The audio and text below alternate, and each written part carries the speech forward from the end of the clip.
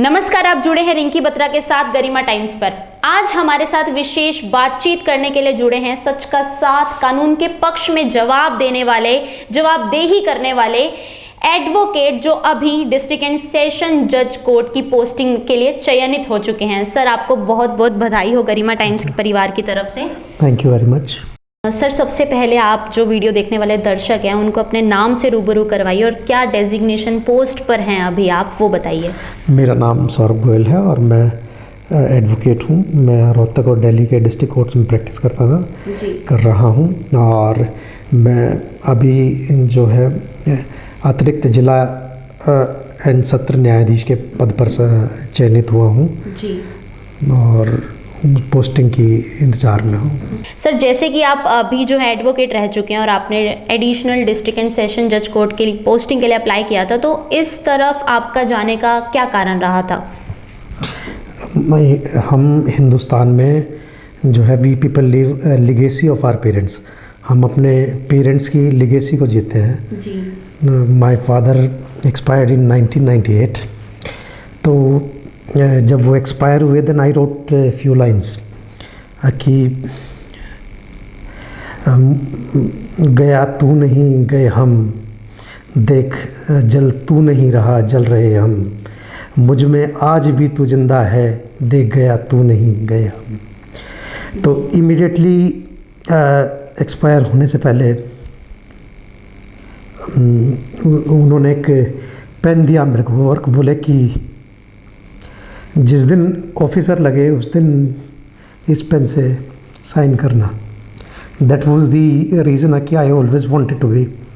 तो पहले फिर पढ़ने में मतलब उनको लगा कि भी ठीक है कर सकता है, तो इसलिए वो बोले। तो इनिशियली 11th-12th में साइंस साइड थी, 2 जगह BDS वगैरह में एडमिशन मिल रहा था, तो पर वहाँ नहीं लिया तो इधर लीगल उसमें आ गए। LLB करने के बाद देखा, पहले कुछ दिन समझने की कोशिश की, एडवोकेसी के साथ साथ चीज़ें समझ में आई कि क्या करना है क्या नहीं। एडवोकेसी में कितनी डिफ़िकल्टी हैं अगर आपके परिवार में कोई लीगल फील्ड में ना हो। तो एडवोकेसी भी कंटिन्यू रखी। फिर उसके बाद एग्ज़ाम्स की भी तैयारी करते रहे अलग अलग लेवल पे लीगल फील्ड में, जिसमें सिलेक्शन हुआ। ये मेरा 18th इंटरव्यू था। 18th इंटरव्यू था। अलग अलग पहले आपने कितने इंटरव्यूज़ मतलब दिए हैं? 8-9 के करीब तो जुडिशल पोस्ट के लिए, जज की पोस्ट के लिए दिए हैं अलग अलग स्टेट्स में। और बाकी और जैसे सरकारी वकील, पब्लिक प्रोसिक्यूटर्स और इनके लिए अलग अलग उसमें इंटरव्यूज़ दिए। तो काफ़ी टाइम मतलब क्या रिज़ल्ट रहता था, क्या इंटरव्यूज़ तक पहुंचते थे नहीं कहीं मतलब सक्सेसफुल मिले हुए, बट इससे पहले चयनित भी हुए थे, मजिस्ट्रेट भी सेलेक्ट हुए थे, पर वो ज्वाइन नहीं किया था इस एज फैक्टर में आके कि भाई आप तो जाएंगे तो फिर इस लेवल पे जाएंगे, हाई पोस्ट के लिए। हाँ, उसमें मतलब जाके मतलब वो छोड़ दिया था। अच्छा। तो यहाँ पे था। बाकी लीगल फील्ड में काफ़ी कुछ किया। अमेरिकन लीगल सिस्टम में भी यहाँ पे से इंडिया से वर्क करके उनकी ड्राफ्टिंग और वो प्लीडिंग्स तैयार करके मैं भेजता रहा हूँ। 2008-9 में मैंने वो काम किया। फिर उसके बाद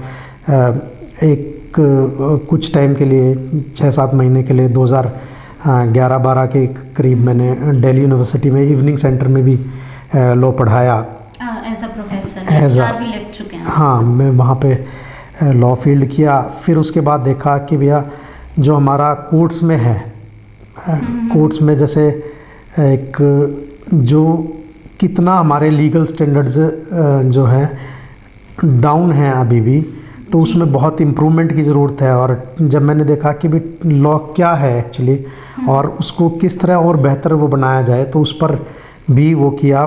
तो इस तरह करते करते बट मतलब ये सारी चीज़ें करते रहे, बट जो वो पेन बार बार वो सपनों में आता था कि भैया उससे तो साइन करना ही है एक दिन। तो दैट वाज, हाँ, ठान ली। तो दैट वाज वन थिंग कि जिसकी वजह से हमने मतलब वो किया और भगवान ने सुनी और फिर यहाँ पे सिलेक्शन आ गया। तो क्या एज अ प्रैक्टिशनर भी आप कहीं पर डिस्ट्रिक्ट कोर्ट्स में या फिर कहीं पर? हाँ, मैं रोहतक कोर्ट में और दिल्ली भी अपना मतलब जैसे दिल्ली कोर्ट्स में भी रोहिणी कोर्ट और 30 हज़ारी में मतलब काफ़ी टाइम वहाँ पे अपना देता रहा हूँ। अच्छा। इनिशियली, बट जब चीज़ें ज़्यादा हेक्टिक हुआ तो फिर फोकस जो है प्रैक्टिस का एरिया रोहतक ही रखा। अच्छा, मतलब वहाँ पर अप डाउन करने में भी दिल्ली। हाँ जी, हाँ जी। अच्छा। सर, जैसे एक फैक्ट भी मान लो या फिर एक फन फैक्ट मानो, या फिर जो अपना लॉ सिस्टम है जिस तरीके से कि जो डिलेज आते हैं हियरिंग्स में, वो तारीख पे तारीख जिस तरह से चलती ही चली जाती हैं, तो क्या आप जब जज लग जाएंगे, जब आपकी पोस्टिंग हो जाएगी, तो क्या ऐसा कुछ आप में देखने को मिलेगा, या फिर बदलाव जो आप चाहते हैं लाने के लिए लॉ प्रोसीजर्स में, तो क्या वो देखने को मिलेगा? देखिए, जब कोई केस कोर्ट में आता है तो पूरी एक ये व्यवस्था है, यहाँ पर जज भी है और एडवोकेट्स भी हैं जी। पूरा मतलब जब सब ही इस चीज़ को फास्ट करने की कोशिश करेंगे, जब जाकर ये जो है पेंडेंसी ये ख़त्म होगी। बट हाँ, उसमें कुछ चीज़ें हैं, जैसे अभी जजों की भर्तियाँ काफ़ी बड़े स्केल पे हो रही हैं, ये भी एक बहुत बड़ा फैक्टर रहेगा।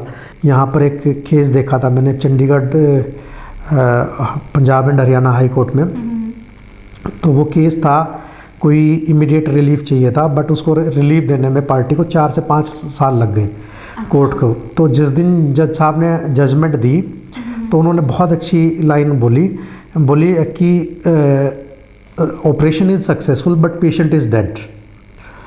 अच्छा।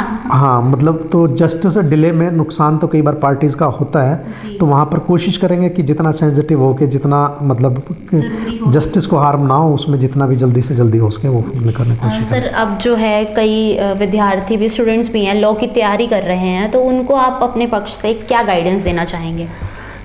मेरी तरफ से ये है कि पहली बात तो जर्नल मैं बोल रहा हूँ कि हर आदमी को, मतलब जैसे यहाँ पर मैं एक चीज़ मानता हूँ कि जिस मनुष्य का कोई लक्ष्य नहीं वो पशु समान है जी। तो सबसे पहले आप अपने हर किसी को, मेरी मतलब ये है कि भी अपने जीवन को कोई लक्ष्य दें, क्योंकि जब आपके पास कोई कुछ टारगेट होता है या कोई गोल होता है तो आपके जीवन जीने का तरीका अलग हो जाता है।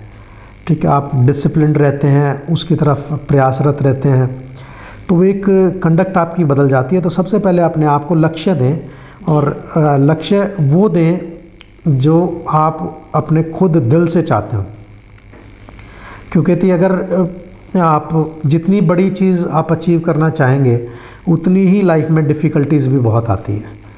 और अगर आपकी खुद, जिसको आप खुद फील नहीं करते, ऐसा कोई टारगेट है, तो आप उसको छोड़ने की टेंडेंसीज बीच में रखते हैं कि भैया, जैसे मैक्सिमम लोग कहते हैं पापा ने कह दिया, मम्मी ने कह दिया, ये करो।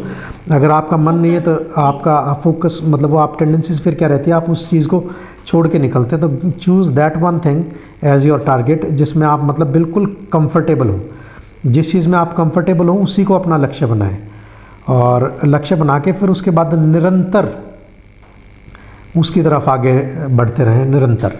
और ऐसा कोई हो ही नहीं सकता कि आपको टारगेट ना मिले। मतलब कुछ ये मैंने इस तरह इसको कहा कि भी कोशिश कोई नाकाम नहीं जाती, मंजिलें मिले ना मिले, फासले तो कम होंगे। तो ज़रूर आप मतलब ज़रूर अचीव कर जाते हैं, तो यहाँ इसमें कोई वो डाउट नहीं है। टारगेट दें और लगातार मेहनत करें। और एक चीज़, उसमें जितने भी एक्सपर्ट हैं किसी भी जो, फील्ड में, हाँ किसी भी फील्ड में, उस फील्ड के जिस भी चीज़ में आप अपना कैरियर बनाना चाहते हैं, जो भी काम करना चाहते हैं, एक्सपर्ट एडवाइस कभी भी मतलब उसको आप इग्नोर ना करें, उसमें लेके चलें, क्योंकि बहुत सी परेशानियां आपकी दूर हो जाती हैं अगर आप किसी सही मार्गदर्शन में। एक्सपीरियंस एक बहुत बड़ी चीज़ है, बड़ी चीज़ होती है जी।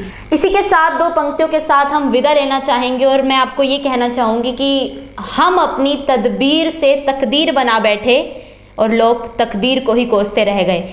सौरभ गोयल जी, हम आपको एक बार फिर से बधाई देते हैं, क्योंकि आप बधाई के पात्र हैं। इसी के साथ हम आपसे विदा लेते हैं। जुड़े रहिए गरिमा टाइम्स के साथ। Thank you.